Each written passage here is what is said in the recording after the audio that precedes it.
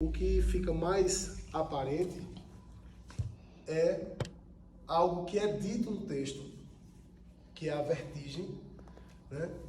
Que Sartre chama de náusea, que é a náusea de existir. Existir nos provoca náusea. Só que a nossa náusea, a dessas pessoas de preto, de cabelinho arrepiado, é menos náusea do que a náusea da dama da noite. Sim.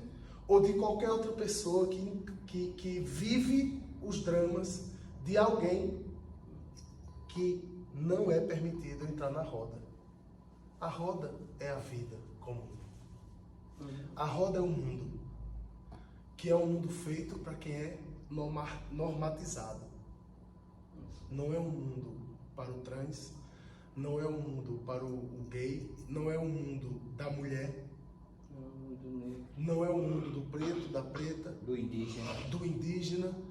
É um mundo normatizado para servir ao homem branco, cristão, hétero. É o mundo do Bolsonaro. Essa é a roda. E essa é a roda que ela acusa sempre. Eles estão na roda. Eu não estou. Por quê? Porque a roda, o mundo, não é o lugar da dama da noite. E a partir dessa constatação, né, ou desse sentimento, porque o espetáculo, ele é muito mais afetivo do que racional. É afeto puro que está sendo mostrado aqui. Você descobre que o boy é a criança da dama da noite. Que massa, velho. Não é um monólogo. É uma sessão de terapia. Ela está olhando para ele. Ela, menino. Olhe no que você vai se transformar. Do caralho. Olhe no que você vai se transformar, porra. Evita se transformar nisso aqui, mas é inevitável. Porque o boy é ele. E ela se fode todo mundo. E é como se fosse um pedido de socorro, entendeu? O boy pode ser um terapeuta, mas esse diálogo é ela falando com o próprio espelho e se vendo criança e alertando. Se eu pudesse voltar no tempo, boy, eu não chegaria aqui. Tá entendendo? Se eu pudesse voltar no tempo, eu não chegaria aqui. Eu não temeria a AIDS. Talvez eu não tivesse essa opção, que não é opção, né? Mas é um alerta de alguém que está falando de fora da roda, de alguém que está marginalizado. Por isso que a imagem que mais me veio, e desculpa, é a maneira que eu leio as coisas, né? É Madame Satã. Sim. Né? Eu não sei se vocês viram Madame Satã. O filme. Só que a Dama da Noite, ela é mais afetiva que Madame Satã. Madame Satã, ela não fala pro boy dela, ela não faz a terapia. Madame Satã, ela vai logo pro enfrentamento. Ela vai dar porrada. A Dama da Noite é delicada, é uma flor delicada que conversa consigo mesmo. Né? Porque esse boy não é um Michel, porra. Esse boy é ela falando pra ela, menino, e descarregando ali, entende? Os medos, as angústias, o medo da AIDS, né, que me veio. A exclusão. A exclusão, não, aí tá fora da roda, né? E na hora me veio assim um texto de Cazuza, né, na hora da AIDS, que não sei se vocês lembram, Cobaias de Deus, né? Que ele diz, olha como eu me sinto como um cão atropelado por um trem, alguém que foi atropelado por um trem. É um sofrimento muito, muito grande. E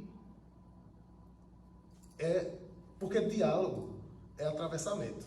A gente pensa que diálogo é troca, e não é, né? O diálogo que se estabelece aqui entre a dama e o boy, que nessa leitura que eu estou fazendo é ela mesma, numa sessão de terapia, sem terapeuta, né? Esse diálogo não é um diálogo de troca de ideia, mas é o diálogo naquilo que é a palavra diálogo, porque a gente pensa que diálogo é conversa. Não, diálogo, é através. Diálogo é atravessamento. Ela está se atravessando nas palavras. Se atravessando, ela está se abrindo para ela mesma. E por isso que quando chega naquele momento, esse zeitgeist, né, esse espírito da Dama da Noite, esse cheiro, coincidentemente, um colega meu, ele tem muitas damas da noite no quintal dele. E às vezes a gente está tomando uma lá e elas... E tem um detalhe também, Pedro, que dentro dessa percepção, nas minhas pesquisas, a Dama da Noite, ela entra em cena e ela tem um cheiro dela. Sim. Tem um perfume. Aí tem um perfume muito doce, sabe? Que é como o perfume da flor. E aqui, antes de entrar, tá, quando ela entra cantando, já que a direção vê essa questão, o espetáculo tem um cheiro dele, né? Sim. Então fica aquele cheiro, aquele no ela passando e as pessoas sentem o cheiro. Muito embora que, enfim, só um detalhe.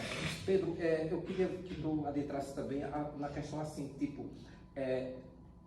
em todos os debates, a gente fala que a direção está muito presente, né, no palco, né, o espetáculo está muito bem desenhadozinho. Mas assim, dentro do figurino, como eu já te falei, como é que é da cintura para cima, uma joia e tal, o bar, isso é o bar dela. Quando ela entra lá de baixo, ali que ela fica com aquele medo, aquele susto, quando ela vai aconselhar o próprio boy, diz, ela vai por ali pela escada e tal. Mas assim, a concepção, dentro do que você está falando, a concepção do espetáculo, a marcação de cena, a hora que ela sobe, a hora que ela deita, assim, a musicalidade, foi muito bem pesquisado. E isso sabe? é um ponto, isso é o que dá característica, por exemplo, isso é que vai fazer com que a plateia perceba que se trata, por exemplo, tem um clima, e aí você cria um visual de, sei lá, na minha cabeça, tá? Anos 30, periferia sabe, os velhos cabarés da periferia, né? Houve uma pesquisa minha dele, porque na realidade o espetáculo foi concebido dentro de um cabaré. Um monte de cerveja no cabaré.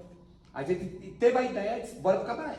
Então a gente começou a ver as damas Só da que, noite, o né? que eu tô pensando- Só que depois que a gente fez essa pesquisa, a gente viu, não, a dama não é isso. A gente foi fazer a pesquisa, foi, Marcelo? A gente viu, né, a baixaria, a gente foi tudo pesquisa. Aí depois disse, Marcelo, essa não é a dama que a gente quer. Sim, né? eu percebo que essa... É isso que eu digo. Você viu como a gente separa, por exemplo, a Dama da Noite de Madame Satã? Isso. Não é isso aqui. É. Mas ela é tudo. Ela é a Dama do Cabaré de Paris e da Rua da Madeira. Uhum. Ela está em todos os cabarés. Ela é glamurosa, mas ela é uma puta derrubada. Ela é uma prostituta de luxo, mas é uma bicha idética.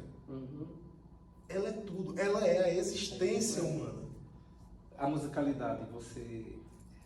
É a musicalidade que vai centrar a história e temporalizar. Porque a música, quando você coloca a música aqui, você datou o espetáculo.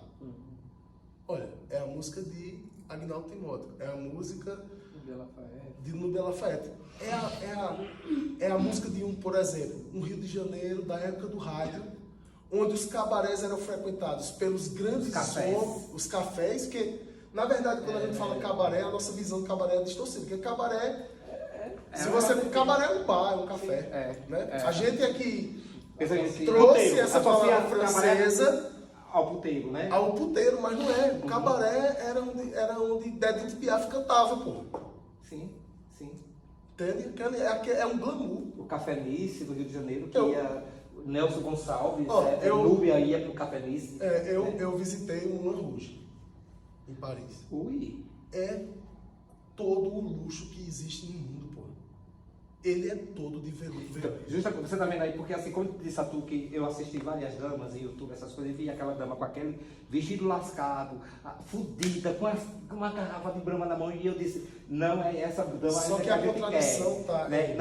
Não é essa dama que a gente quer. mas a contradição está em que a dama, ela não é fudida, mas o discurso dela é É fudido. fudida. Ela é fudida por dentro, mas ela é poderosa. Mas é exatamente o que acontece com o gay que não pode se assumir. Compreende? O cara tá lá, mas ele não pode se assumir. Exatamente. Ela tá lá, poderosa, mas ela não pode amar. Compreende? Eu estou levando tudo para estudar. Tranquilo. Então, tem alguns elementos, outros que estão pulando aqui, que eu vou fazer um texto para vocês, né? Mas que é essa personagem que está fora da vida, mas não por opção, porque ela não é permitido a ela viver dentro da roda, né? E essa personagem não é, por isso que ela note que ela acusa a roda toda hora. Ela tem raiva da roda. Por quê? Ela queria casar, ter filho. Mas ela espera, né, no final, o choro dela quando vem, é porque ela ainda hoje, olha, ele nasce de chorar, ele lá vai chorar. Ela ainda hoje, quando ela faz cuidado comigo, ela ainda hoje espera, né? Sim. Tem a questão da espera também, né? E o sonho, né? Ela deixa para de um príncipe que vai chegar e que vai pegar ela pela mão e constituir uma família e tal, que é meio que um sonho de quem está fora, de quem é excluído, quem é marginalizado. Bem no meio do espetáculo, ela fala para ele que ela tem um sonho e que no final ela vem, né? É quando ela volta mesmo. E é aí quando eu digo que a personagem abraça o público. É a catarse, é onde o público... Eu também sofro isso. Eu também passo por isso. Cada qual na sua individualidade. Todos nós somos damas da noite. Entende? E eu, assim, enquanto diretor, eu ainda hoje tenho 55 anos de idade, mas assim, ainda, eu sempre disse a Marcelo, nessa cena aí que vem Torturas de Amor, que ela fala o texto, eu ainda hoje espero esse cara de chapéu molhado, sabe? Mas eu vi que você é uma dama da noite ali. Eu vi. Tá ligado? Assim. Entendeu? Não, é todo ensaio, não sabe? Eu tive ali. Porque assim, eu sempre vejo isso, sabe, Pedro? Que eu quando estou no dia de espetáculo mesmo, eu fico observando a plateia, sabe? Eu só vejo assim, as pessoas atentas e, sabe, um olha pro outro assim, quando tá de casal, quando tá de amigo, faz... Sabe? Marcelo se lascando de cena e eu observando a plateia, que meu espetáculo é para motivar a plateia, alguma coisa, o ator, eu dei sorte, né, ter um bom ator, graças a Deus, um ator que canta, um ator que dança, essas coisas e tal. Mas eu sempre observo a plateia, assim, sabe, Marcelo? E você vê assim, sabe? Um olha pro outro faz assim, outro faz assim, caraca, velho. E a pessoa, inúmeras pessoas choram. Agora, com um nível de texto desse, e com as questões que esse texto traz para o debate, não aceitem nada menos do que debater essas questões. Não respondam sobre roupa ou sobre cor de porra nenhuma. É empobrecer demais algo que é muito rico. É o quê? É empobrecer demais algo que é muito rico. A cor... Ô, filho, vamos falar de exclusão? Vamos falar de violência contra mulheres trans, mulheres gays, travestis? Vamos falar de falta de amor? Vamos falar de marginalização? Vai discutir figurino, porra. Se o cara viesse aqui nu, o texto está aqui, ouça o texto. Compreende? Tem muita... Esse texto envolve muita... E aí, claro, né, a gente saber o drama do próprio Caio Fernando, da AIDS. Né? Saber desse drama. Que é um drama que é muito parecido com o drama de Cazuza, por exemplo. Inclusive, trazendo esses... Sabe?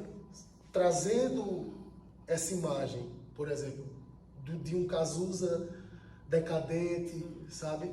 Por isso que aquela música me veio na hora. Eu vi que quando chegou aqui, Tortura de Amor. Sim, porque aí, bicho, não viu não, né? Ele quando olhou pra mim, fez. Pô. Porque a música casa muito bem, é uma música de quem espera, é uma música de quem sonha, projeta, né? E esse espetáculo ele é um espetáculo de projeção. Ele está projetando a infância dele no boy. Né? Ele projeta o amor que ele idealiza. Assim, enquanto Tortura de Amor, eu fiquei muito feliz com o Marcelo, porque quando eu joguei a música para ele,